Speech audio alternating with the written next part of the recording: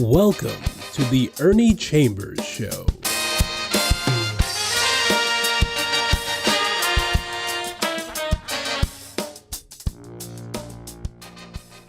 Brothers, sisters, friends, enemies, and neutrals. I explained why I give that introduction. But here's something that we should all keep in mind. A person who may seem to be a good friend today may be the one who will stab you in the back tomorrow or tonight.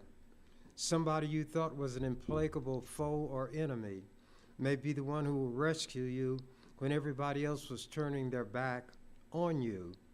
So we should realize that in the same way that sands on the desert shift when the wind blows, people change.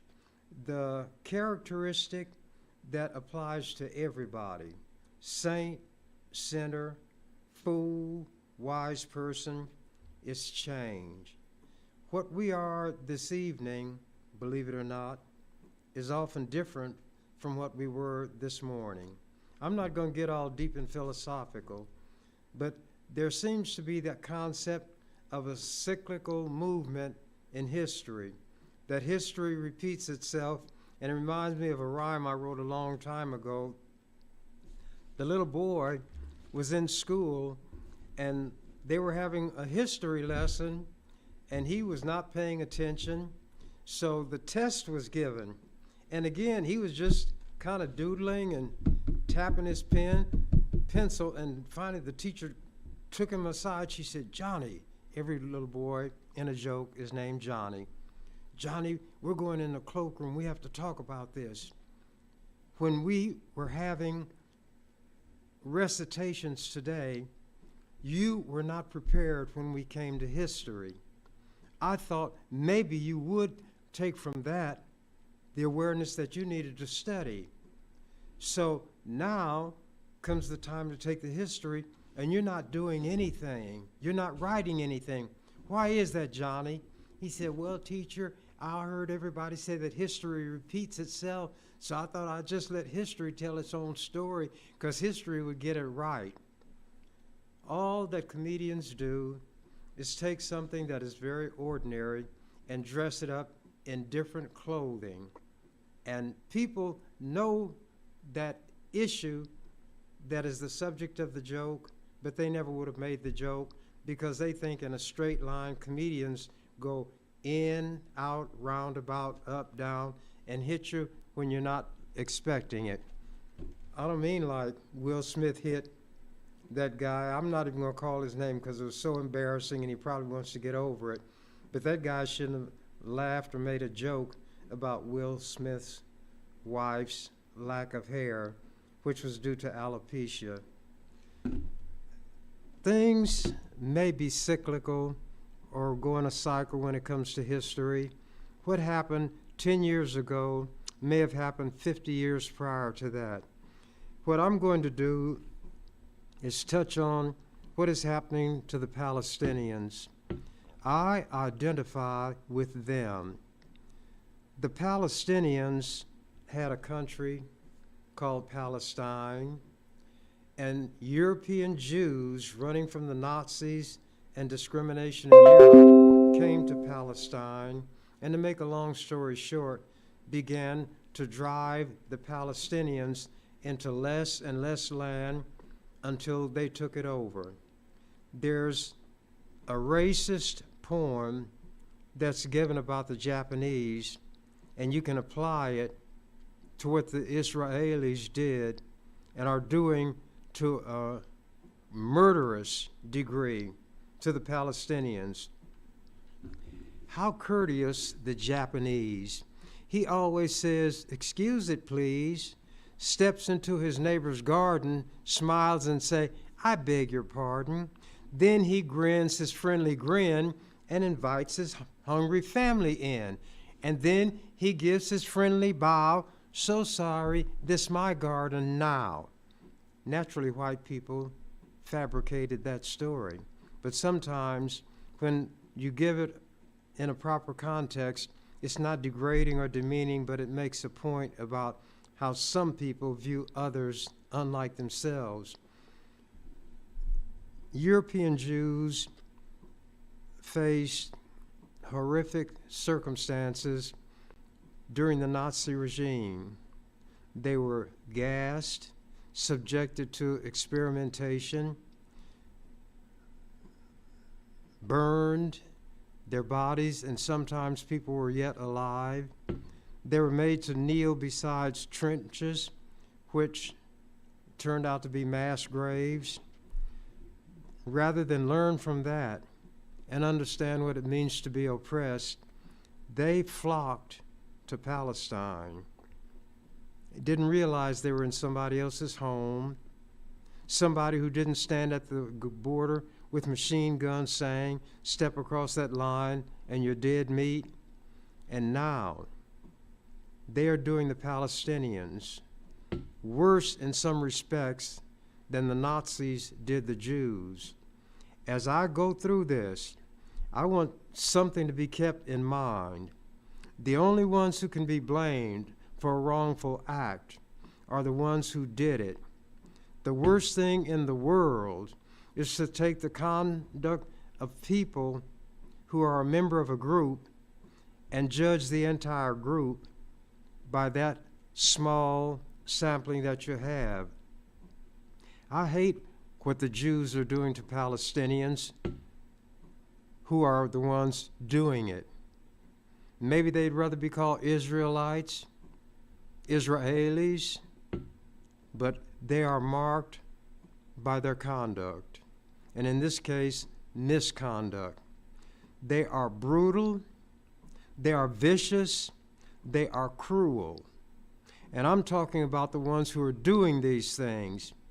I don't care what a Jew in America may feel in terms of sympathizing with Netanyahu, who, by the way, has criminal charges pending over himself.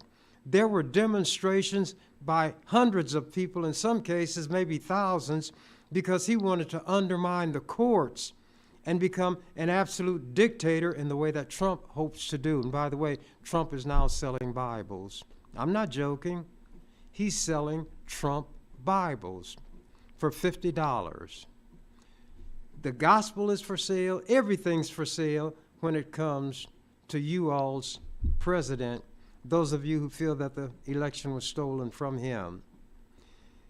I don't want to be like water and spread all over the surface, but it's difficult for me to focus on one thing when there are so many things going on in the world, in this country, which merit discussion.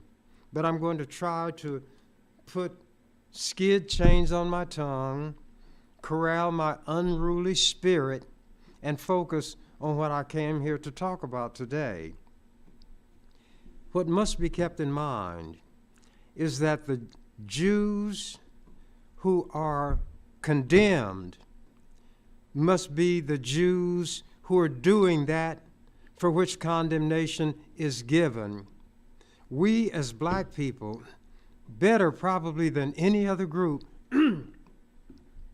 understand, but sometimes it's difficult to act on that when we watch what others are doing, that if Mr. A did something, don't mistreat Ms. B because she's near at hand. The Jews that I blame are the ones who are doing these things or facilitating these things that are being done that I will talk about. You could never get me to say, I hate every Jew. I hate every Italian. I hate every one of any group. Every person is responsible for his or her conduct. The degree of culpability is based on how deeply involved the person we're looking at is. Now, there can be fellow travelers, that's what they call people who are not out-and-out communists, but who had leanings in that direction, and all of them were hated. Suspicion was enough. Keep in mind that not every Jew, and I use that term to embrace all those everywhere in the world who call themselves Jews, even if it's only because they embrace the religion. Not every Israeli is involved in what is being done to the point where personal responsibility should rest on them. But Netanyahu is the one who is the evil person, and he indeed is evil. He is directing his people who carry guns. Remember this, by the way, a digression. Who has the tanks? The Israelis. Who has the armored vehicles? The Israelis. Who have the bombs? The Israelis. Who have the missiles? The Israelis. Who have the airplanes? The Israelis. Who are killing men, women, and babies? Israelis. The ones who do it and those who facilitate their doing it are the ones who bear the responsibility. But when there is a lot of anger, a lot of hostility, people don't make distinctions. Black people and the way we behaved during those terrible decades when we could be lynched on whim, when little black girls in a church on a Sunday morning being taught about a white Jesus could be blown into eternity, when black girls seeking a decent education walked down the hallways of these formerly segregated schools, they were spat upon. They would have stuff poured on them in the lunchroom by white people who were supposed to be the master race. And there were white adults who not only knew this, but joined in it. One of the most telling photographs is of this young black girl. She's clutching her books, and these ugly white people, faces contorted by hatred, screaming at her, the master race. One young black girl and this massive mob of screaming white people. You know the John Waynes, the heroes in mobs, they are unbeatable, one-on-one, and they are mice. We must have been portrayed and considered Superman, because to get one black man, they would always take a mob, always. And that mobbing spirit and instinct governs, by and large, the way black people are treated to this day. If you stay in your place, you're all right. But let me get to what I'm going to talk about. And I'm going to do some reading, and that will help control and corral my unruly spirit.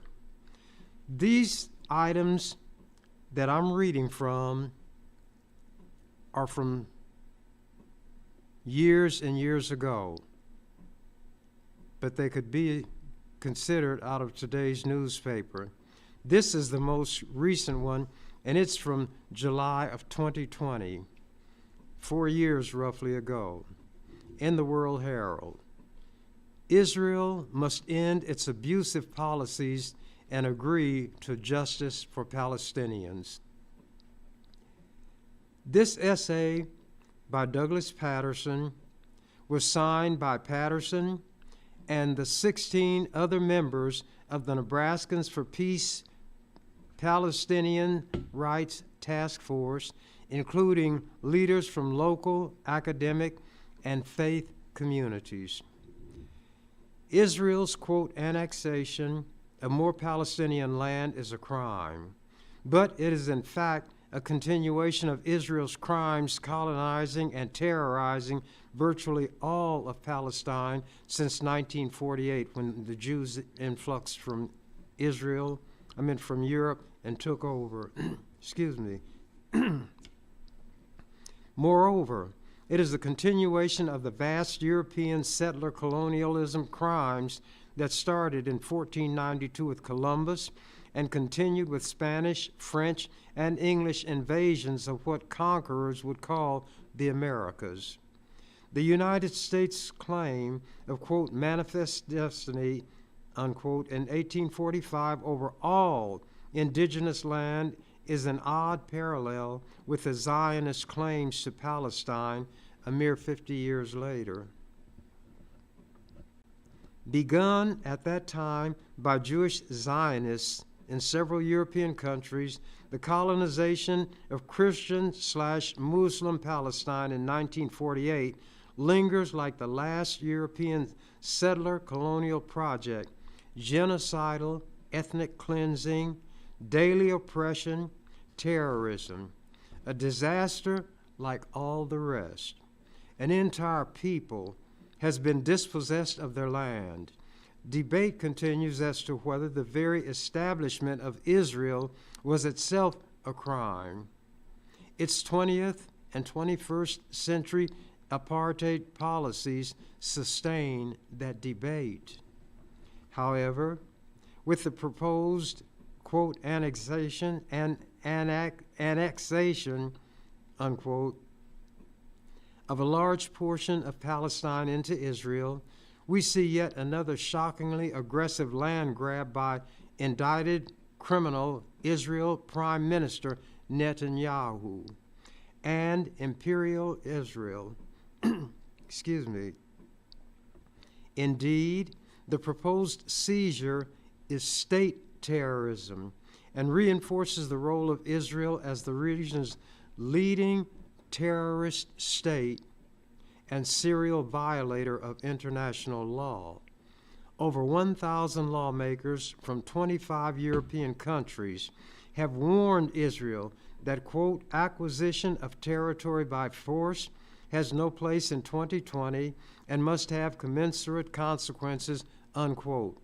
But those consequences have not been forthcoming, and that's thanks to the United States, which is indeed a racist country, founded on racism, nurtured on racism, imbued with racism, racism taken in by babies with their mother's milk.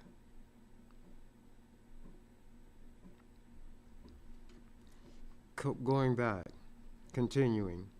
Reliable support from U.S. administrations over the years make us all responsible for this immoral Zionist settler apartheid project. See July 5th World Herald article on anti-apartheid activist Benjamin Pogrund.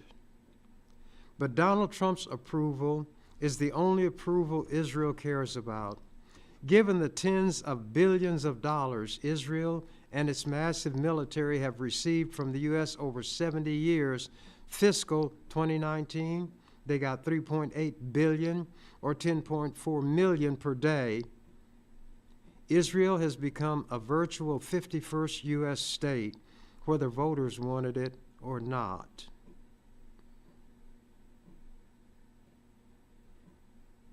I'm going to skip some of this.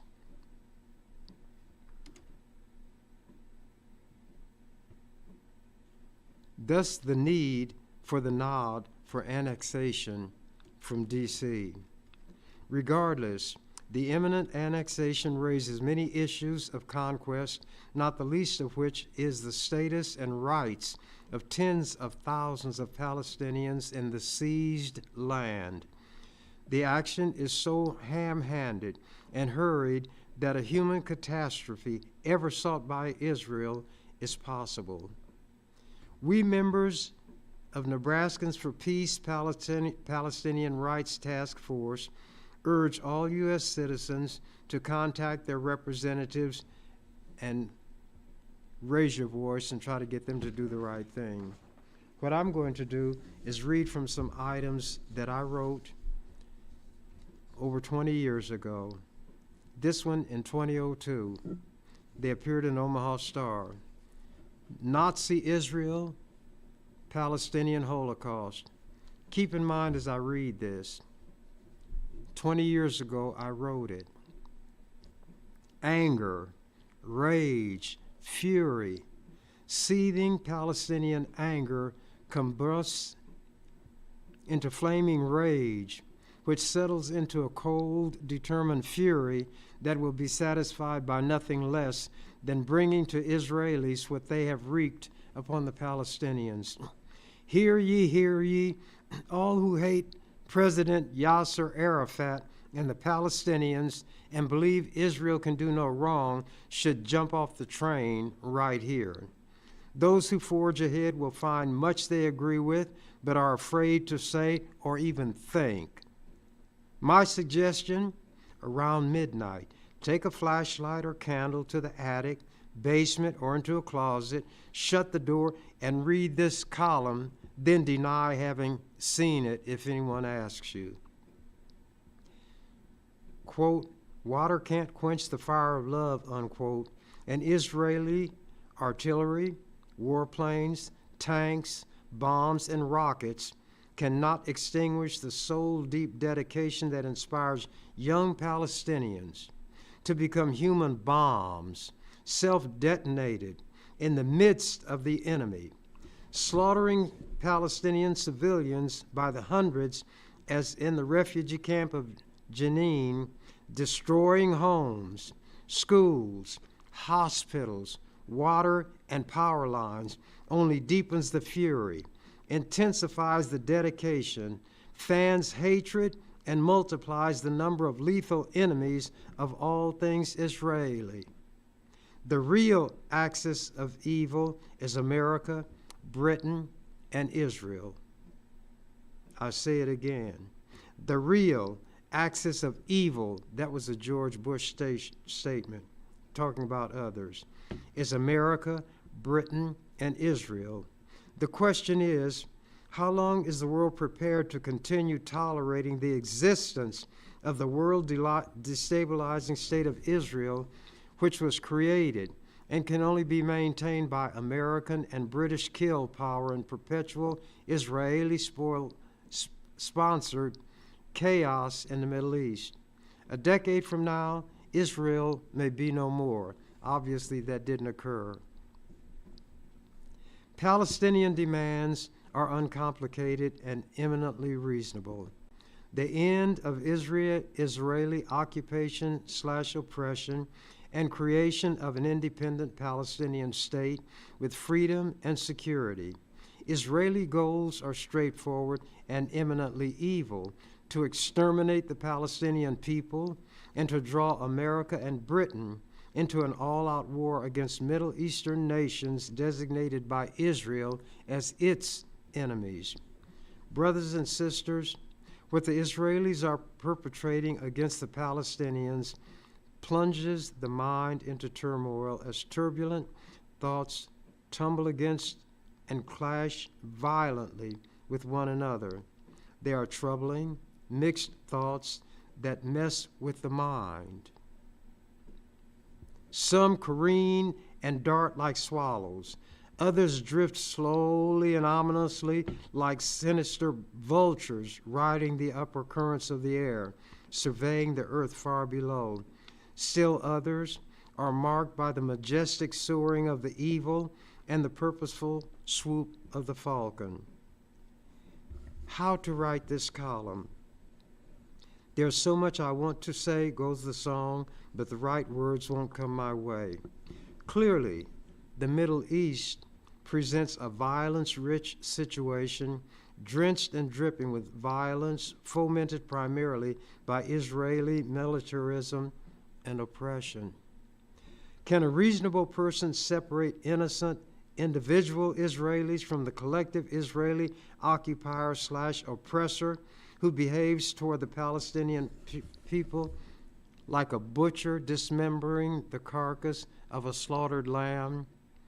The part that always is sane and rational easily performs the trick, but is a different story for that part lurking in the deeper, shadowed caverns near the bottom of human nature, that sinister part that crouches warily in a darkened corner, teeth bared and muscles bunched, poised to spring. Keeping this beast in check, for it cannot be tamed, is a stern challenge. The V word. Racist America, and Nazi Israel have so much in common. During the civil rights struggle in the USA, the word violence was not used to describe racist depredations against black people, whether they involved blowing up little black girls in church on a bright Sunday morning or lynching black men in the dead of a warm southern night. Instead, the V word was reserved for black victims of racist violence who merely demonstrated peaceably against the violence and spoke of the right of self-defense. In Palestine, the unjustified Israel taking of a Palestinian life is not an act of murder. When an innocent Palestinian is killed, it is not a death. Murder of Palestinians is not violence. Stop, children. What's that sound?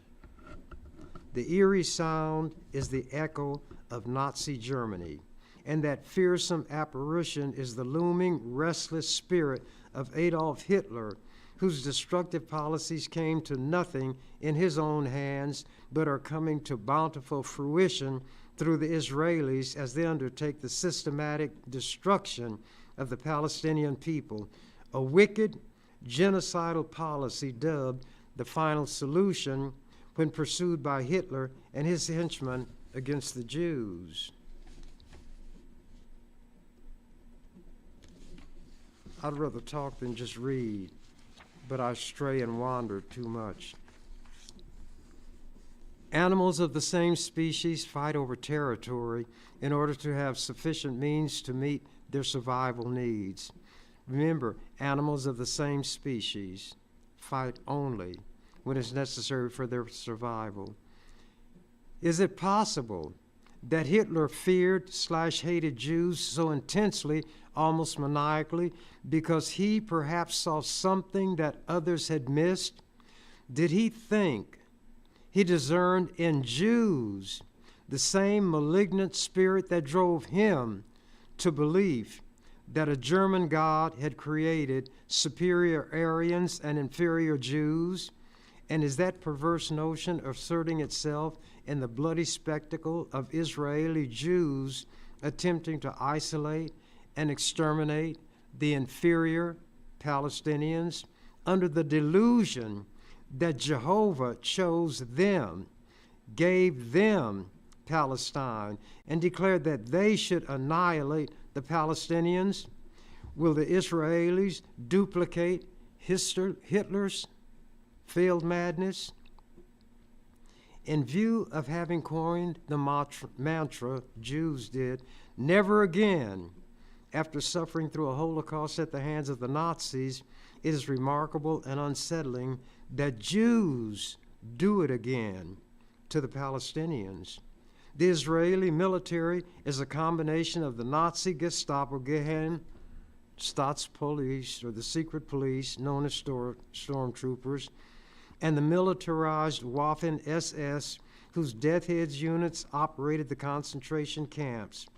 Like the Nazi Israelis, both organizations, the SS and the Gestapo, were known and noted for terror tactics and extreme brutality, in the same way that Heinrich Himmler modeled his SS upon the Jesuit tenets of discipline and blind obedience.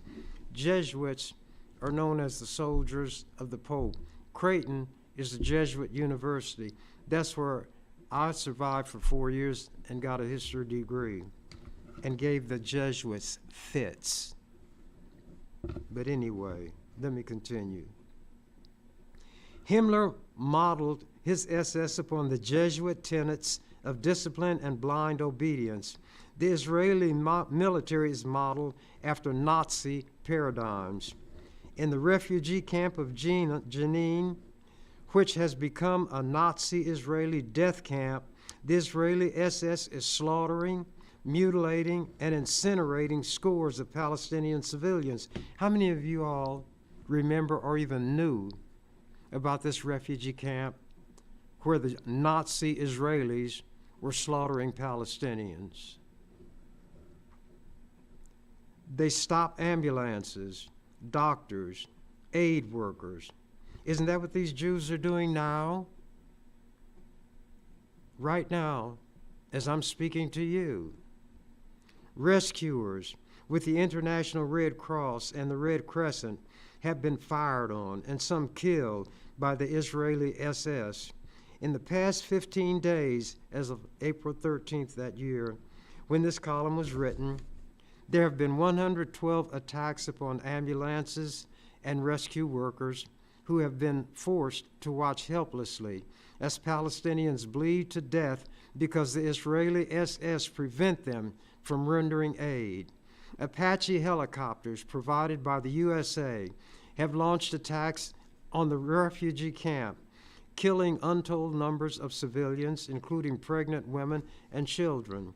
Mangled and dismembered bodies are scattered about and piling up, creating horrendous health hazards in addition to agony and grief. If you watch the news, you see how the Israelis raided Gaza, which was Palestinian land, and drove them farther and farther south. More and more people, over 1 million, are in a relatively small area called Rafah. And that's where Benjamin Netanyahu said he's going to launch a ground attack. Against whom? Who's there? Civilians, men, women, and babies. These Jews, God's chosen people, supposedly, the ones who want sympathy because of what they claim happened to them at the hands of the Nazis, and they're doing to Palestinians worse things than the Nazis did to them. And this country is backing it up. Biden, chicken liver that he is afraid to do anything. But finally, America did not block a vote by the UN Security Council unanimously calling for a ceasefire by Israel. But Netanyahu said that doesn't mean anything to him. And he'll give Biden the back of the hand. But without American support, money, weaponry, Israel couldn't exist. And we as black people have to watch this and relive through what's happening to the Palestinians, what happened to our forefathers, foremothers, men, women, children. And the crowning humiliation is to be stripped naked and made to be in public that way, and that's what the Jews are doing. They are doing things that Nazis didn't do to them. People need to have painted with broad strokes what is happening to the Palestinians in 2024, right under everybody's nose. And Americans sit back and watch. The exterminators shall pay. Remember, I wrote this 22 years ago. While carrying out the systematic slaughter of hundreds of Palestinians, the bulldozing of entire towns and villages, and the barring of assistance to the injured and dying. How about when the Palestinians are trying to get this food that's being dropped? And the Israelis attack them, saying that Hamas has people among them trying to get this. What does a Hamas member look like? Does it look like somebody whose body is in the shape of an H for Hamas? Do they wear uniforms? Do they wear badges? All Israel has to do is say Hamas. They went into the only operational hospital, the largest one, and arrested 800 people.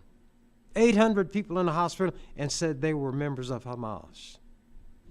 And Americans swallow it because they want to believe that Israel has a just cause for behaving in such an inhumane manner. But keep this in mind even as I talk. The Israelis who are responsible for this are the ones who are doing it. If you have or had a Jewish friend, why should that friendship be broken because of what somebody else has done? Unless that person does it or shows an affinity for it. That person was your friend yesterday. That person should be your friend today. Should synagogues be attacked? One of these days, if I remember, maybe I read it already. There was an attack on a synagogue in Lincoln, and I stood on the floor and talked about the difference between attacking a building and attacking people. But when it's a building that symbolizes what people are, even though it's half destroyed, mortar can be repaired or replaced, window glass can be replaced. But when you attack something that is very dear to people, you are then attacking the human spirit, which cannot be so easily healed and replaced. And then I talked about racism, discrimination, and how wrong those things are. And when this synagogue was attacked, it was more than just brick and mortar and glass. And a column was written about the fact that I had talked about racism and so forth many times in the legislature, but this time it was different. Knots of senators who were talking all became silent. They all looked at Senator Chambers, and nobody uttered a word or made a sound. He had often spoken of discrimination, racial hatred, and so forth, but this time it was different. Now, if I hated all Jews, why should not I have exulted when a symbol of what means something to the Jews was attacked in this fashion? I can distinguish between a perpetrator and somebody who happens to look like the perpetrator but didn't do the perpetration. Make a distinction. We who are calling for justice must ourselves be just, and it's extremely difficult. When I was in that legislature, I saw every day how cruel, how selfish white people could be by the bills they would pass that would, as I say, support Daddy Warbucks and hurt little Orphan Annie. So I had to try to stand between them and little Orphan Annie and draw a line and say, this far shall you come, but no farther. And I did it for 46 years. And I have the documentation to prove it. We don't overcome the hatred by returning hatred for hatred. We can repel that hateful person, but it should be directed at that one who is doing it and the ones who support, but not others who happen to bear the same last name, the same general appearance, or whatever you call a racial characteristic. And it's difficult to be 1 out of 49, trying to tell the master race, so-called, how the master race should behave and comport itself. That my constituency consisted of the 3 L's, the least, the last, and the lost. Naturally, little children. Continuing. While carrying out the systematic slaughter of hundreds of Palestinians, the bulldozing of entire towns and villages, the barring of assistance to the injured and dying, the Israelis scream bloody murder when a few Israelis pay the supreme price. Ultimately, the oppressive Jews will pay as they always have throughout history. Every puppy has its day, as the Nazis learned when the time came for them to pay. History is inexorable, and cannot be escaped.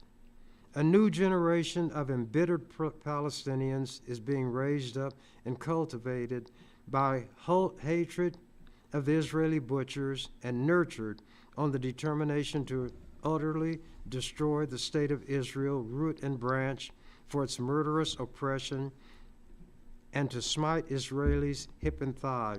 So when these racists in America say that there are people who want to destroy the state of Israel and think it shouldn't exist, they have reason. How many of you all condemn people who wanted to destroy the Nazi regime and the Nazis with it? But the Palestinians, who had people come into their land, take it, brutalize, literally murder them, their women and their children. Why should they want those murderers to have what would be called a state? They could not feel safe until root and branch of that thing no longer exist. You understand it when it's on your front porch. But when you look across the street and see it on your neighbor's porch, you say he or she must have done something or it wouldn't happen. But then when it comes to your porch, you dial 911 and want somebody to be there instantaneously. Continuing. When the day of reckoning comes, Israelis will ask brainlessly, as did the Americans after September 11th, why do they hate us? Before the current Israeli military onslaught, more than 1,600 Palestinians had been slain, providing more than 1,600 reasons why Israel is hated. Jenin was a refugee camp where the people in that camp were slaughtered. They were not an army. They were not uprising. They couldn't, because they were restricted to this area and confined, and it was described as a refugee camp. Having attempted to execute the Nazi scheme of reducing Palestinians to subhuman status, Untermenschen, as the Nazis labeled Jews, Israelis would do well to recall that the mighty Nazis in the end saw their 1,000-year Reich reduced to rubble and their leaders dancing with nimble feet up on the air at the end of the hangman's hideous rope. Suicide bombers. Do you recall the American suicide bombers who on September, and not that they were Americans, but it happened in America, who on September 11th crashed Flight 93 in Pennsylvania, because that plane was going to, maybe they were headed for the Pentagon or somewhere, but some passengers took it over and crashed it anyway. Do you recall the American suicide bombers who on September 11th crashed Flight 93 in Pennsylvania and by so doing took upon themselves the right to snuff out the lives of dozens of innocent passengers? Weren't they lionized as heroes because they committed suicide and killed other innocent people for a greater good? Israel perpetrated the current carnage in Palestine by unleashing horrendous kill power against civilians, but the tactic has not worked. The Palestinian spirit is not crushed. Israel has baited, provoked, and murdered, then expects Palestinians not to respond to the provocation. Predictably, Israeli provocations have spawned countermeasures, exemplifying the principle that every action produces an opposite and equal reaction. The Israeli invader/occupier is like a criminal who breaks into a Palestinian home, puts a gun to the Palestinian's head, and insists that the Palestinian has no right to order the criminal to leave or to try to expel him. Moreover, Palestinians are put in the position of the black man in the grim joke, who is buried up to his neck in sand by a racist mob, who then released an enraged pit bull on him. The only thing sticking up is his head. When the black man swiveled his head and managed to elude the lunging animal and fasten his teeth on its throat, the mob began beating the man about the head with clubs, screaming, "Turn the dog loose and fight fair." In other words, let the dog chew you up. Ariel Sharon's miscalculation. Prime Minister Ariel Sharon is a Zionist who cleaves to the notion that Israelis have a Jehovah-given right to slaughter Palestinians and steal their land, while Palestinians have a corresponding obligation to go along with the program and docilely allow themselves to be slaughtered without fighting back, as most Jews did during the Holocaust. So Sharon, the butcher of Israel, blusters and brags. This is why I hate to read. Brags to Israelis from his safe hideout, like Bush on and after September 11th, quote, "I will protect you from the Palestinians," unquote. "Oh, really?" respond the Palestinians, accepting the challenge.